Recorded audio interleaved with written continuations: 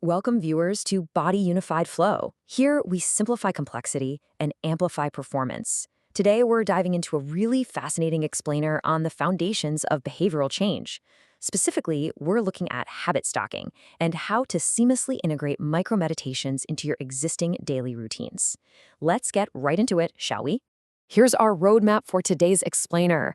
First, we'll cover our introduction and objectives, and then we're going to unpack something called the Willpower Trap. From there, we'll reveal the habit stacking formula itself, dive into the incredible science of autonomic regulation and breath, and then put it all together by constructing your own daily practice. We'll wrap it all up with a quick summary and our references. All right, Section 1, Introduction and Objectives. Now, if you've ever started a new habit, say around New Year's, only to find your motivation completely fizzling out a few weeks later, believe me, you are not alone. We've all been there. That's exactly why today's explainer is all about building sustainable habits. By the end of this, you'll understand exactly why willpower fails us, you'll master the B=MAP habit stacking formula, and you'll learn how breathwork literally regulates your nervous system. All of this so you can construct a personalized daily practice that actually sticks for good. Moving on to Section 2, the Willpower Trap. Okay, so why do our new habits tend to collapse by February? Well, the answer comes down to a battle between two different drivers in your brain, your prefrontal cortex and your basal ganglia. Think of your prefrontal cortex as your conscious willpower. It's high energy, but it gets fatigued really easily when you're stressed or overwhelmed. On the flip side, your basal ganglia is low energy. It's the autopilot that runs your automated habits, and it is stubbornly resistant to change. When life gets tiring, your brain naturally just defaults back to the basal ganglia. So relying purely on willpower, it's basically an uphill battle against your own biology. Which brings us to a brilliant concept coined by neuroscientist Dr. Andrew Huberman, limbic friction. Think of limbic friction as the mental strain or the activation energy you need to overcome when you're just too tired, anxious, or distracted to start a new behavior. If you're exhausted and you try to force yourself into a 20-minute meditation using just willpower, the limbic friction is way too high. The habit's going to fail. Willpower is simply the wrong tool for lasting change. So what is the right tool? Let's look at Section 3, the habit stacking formula. If willpower isn't the answer, we've got to leverage what your brain is already doing on autopilot. Enter the B=MAP formula, developed by Dr. B.J. Fogg and popularized by James Clear. It means behavior equals motivation, ability, and prompt. And the recipe here is beautifully simple. Step 1, identify an anchor habit. This is something you already do every single day no matter what, like pouring your morning coffee. That's your prompt. Step 2, attach a tiny behavior.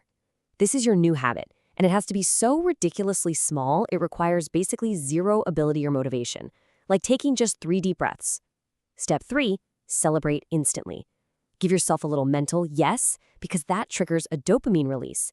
And dopamine is the exact neurochemical signal your brain uses to wire that new behavior right into your basal ganglia. You're basically attaching a tiny new payload to a heavy, secure anchor. Now, on a cellular level, this works through a really cool process called synaptic pruning. Your brain is incredibly efficient, right? It prunes away neural pathways you don't use, and it strengthens the ones you do use. Habit stacking completely takes advantage of this. By linking a new behavior to an established routine, you are essentially piggybacking on neural highways that are already thick, strong, and reliable. You aren't forcing your brain to build a brand new road through the wilderness, you're just adding a quick new stop along a route you already drive every single day. Let's transition to Section 4, autonomic regulation and breath. Now that we know exactly how to stack a habit, let's talk about the physiological payload we're actually stacking today, micro-meditations. To understand why even just 60 seconds of this is an absolute game changer, think of your autonomic nervous system like a car. The sympathetic nervous system, that's your gas pedal. It drives your fight, flight, and alertness, and it revs up your heart rate for action. The parasympathetic nervous system is your brake pedal. It controls rest, digest, recovery, and slows your heart rate down. The problem we face is that modern life has our foot slammed on the gas pedal almost all day long. We desperately need a way to consciously tap the brakes. And that leads us directly to the vagus nerve. This is the absolute superhighway of your parasympathetic brake system. Vagal tone is basically a measure of how effectively this nerve is functioning. Now here is the incredible part. We can actually mechanically stimulate the vagus nerve just through controlled breathing. When you take a deep, slow breath and really extend that exhale, it sends an electrical signal straight up the vagus nerve to your brainstem, and boom, It immediately reduces your heart rate, lowers inflammation, and clears away that cloudy cognitive distraction. One of the absolute best scientifically validated ways to do this is called the Physiological Sigh, which has been heavily researched by the Huberman Lab. Here is exactly how you do it. First, take a deep inhale through your nose. Then, right at the top, add a quick second sip of air. That double inhale is the secret sauce. It physically pops open these tiny collapsed air sacs in your lungs called alveoli. Finally, do a slow, complete exhale through your mouth. Doing this just 1 to 3 times rapidly offloads carbon dioxide. It acts as an immediate, literal kill switch for stress, completely resetting your nervous system in a matter of seconds. Let's put it all together in Section 5, Constructing Your Daily Practice. All right, we've got our anchor and we have our breathwork payload. Let's construct your new routine. But before we design specific stacks, we have to talk about energy matching. A huge mistake people make is trying to force a totally relaxing, low-energy habit right into the middle of a chaotic, high-energy transition. If you walk into a loud, busy house after a crazy day at work and try to force a 10-minute silent meditation, your limbic friction is going to go through the roof and you're going to fail. To avoid this, your new micro-meditation absolutely must match the energy level of your anchor habit. You want calm-to-calm transitions or alert-to-alert transitions. To make this super concrete, here is your ultimate recipe guide for seamlessly integrating mindfulness into your day. Notice the energy matching we're using here. In the morning, your anchor is an alert state, like pouring your coffee. So your stack is, after I press start on the coffee maker, I will do 60 seconds of box breathing. Alert to alert. During the workday, your anchor is a transition, like closing your laptop lid.